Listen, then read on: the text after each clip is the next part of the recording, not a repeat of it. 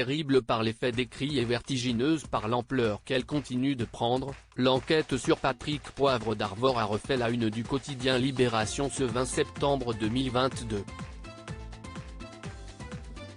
Au mois de juillet dernier, l'enquête visant l'ex-animateur star de TF1 avait changé d'approche, les juges analysant désormais les accusations de viol qui lui sont reprochées dans leur ensemble pour déterminer leur éventuel caractère sériel, qui permettrait de contourner leur prescription.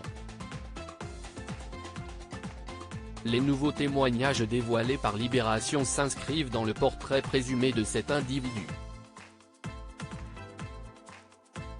Face à ce dossier brûlant, l'homme de 74 ans accusé par une trentaine de femmes de viol, d'agression ou harcèlement sexuel nie tout et a porté plainte en retour pour dénonciation calomnieuse.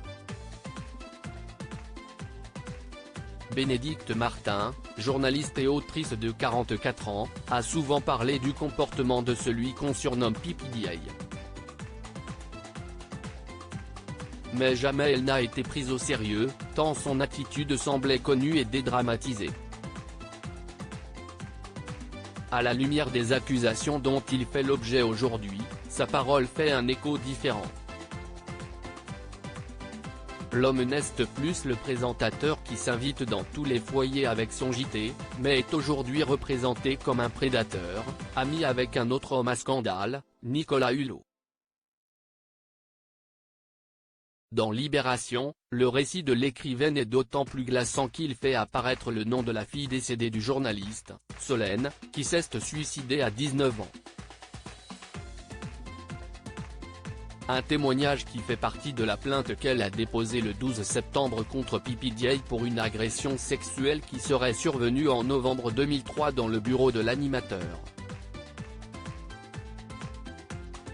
Lors d'une entrevue comme il a pu souvent en faire d'après les plaignantes et alors qu'elle connaît le succès avec son premier ouvrage Warm Up, Bénédicte Martin s'est retrouvée dans une salle isolée. Patrick Poivre d'Arvor échange sur l'anorexie mentale dont souffrait sa fille et qu'il décèle chez son invité.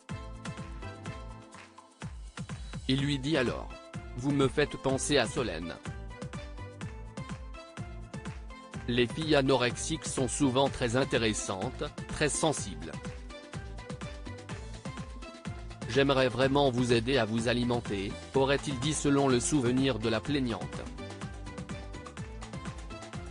Alors qu'il l'a saisie brutalement pour l'agresser sexuellement en lui faisant une clé de bras et l'embrassant avec son haleine épouvantable, elle réussit à s'extraire en prétextant préférer une autre rencontre pour être soi-disant plus disposée à répondre à ses désirs. Elle a réussi à s'enfuir.